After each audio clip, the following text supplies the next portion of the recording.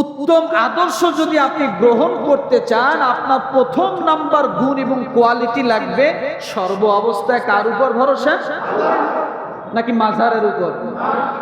মাজারের উপর। তাহলে এই মাজারগুলো এত বড় বড় হলো কেমনে?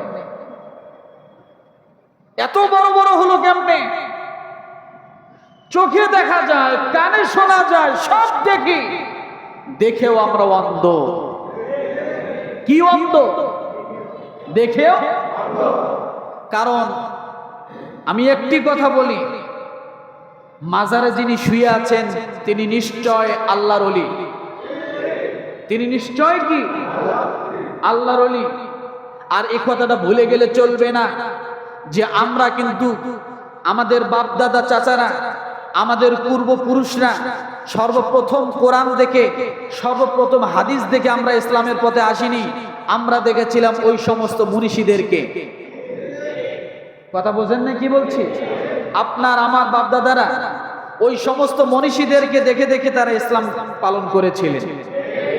এখন না আমরা কোরআন হাদিসের চর্চা পাই। এখন যেরকম কোরআন হাদিসের চর্চা আছে, আগে কি এরকম ছিল? ছিল না। তা 360 জন আউলিয়া এ দেশে আসছিলেন, এইভাবেই তো ইসলাম আস্তে আস্তে করে ছড়াইছে, এইভাবে তারা ইসলাম শিখিয়েছেন। তারপরে আমরা এইভাবে গ্রামে গঞ্জে শহরে নগরে সর্ব জায়গায় ইসলাম ছড়িয়ে পড়েছে। কিন্তু ইসলাম বাংলাদেশে ছড়িয়ে পড়ার মূল দায়িত্বের কাজ যারা করেছিলেন তারা ছিলেন ওই সমস্ত আউলিয়ারা। কিন্তু কথা হলো, ওই সমস্ত আউলিয়াদের মাজারে, ওই সমস্ত আউলিয়াদের দরবারে এলেমওয়ালারা নাই, ভণ্ডওয়ালারা আছে।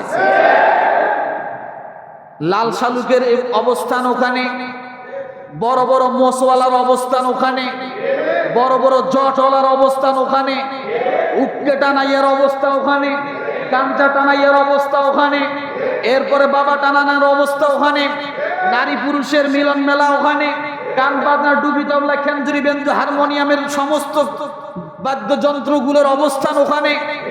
কোরআন হাদিসের অবস্থান সেখানে নাই। যার কারণে আজকে আমাদের সমাজে এই দ্বিধাদ্বন্দ্ব সৃষ্টি হয়েছে। কি সৃষ্টি হয়েছে?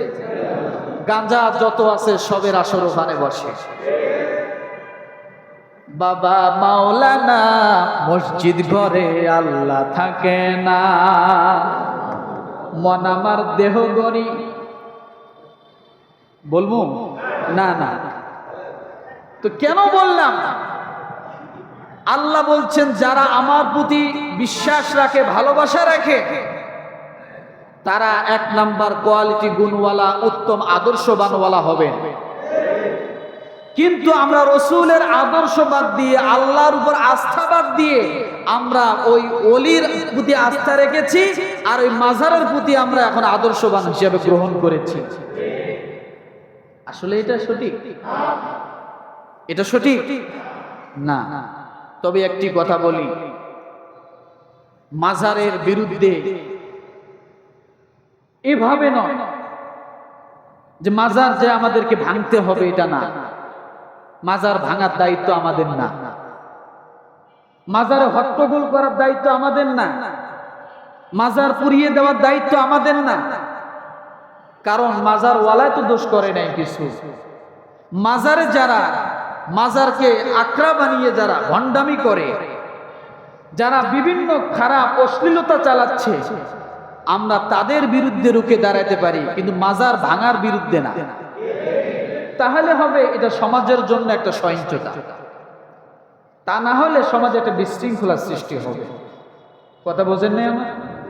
আপনি গাজার বিরুদ্ধে যান, জটওয়ালার বিরুদ্ধে যান, লাল শালুওয়ালার বিরুদ্ধে যান, আপনি বড় বড় মোষওয়ালার বিরুদ্ধে যেতে পারেন, যারা সেখানে গাজার ব্যবসা করে তাদের বিরুদ্ধে যেতে পারেন, কিন্তু আল্লাহর ওলির বিরুদ্ধে তো যাওয়া ঠিক না। কথাটা বোঝেন? সমাজ এটার দ্বারা কি হবে? বিশৃঙ্খলা হবে।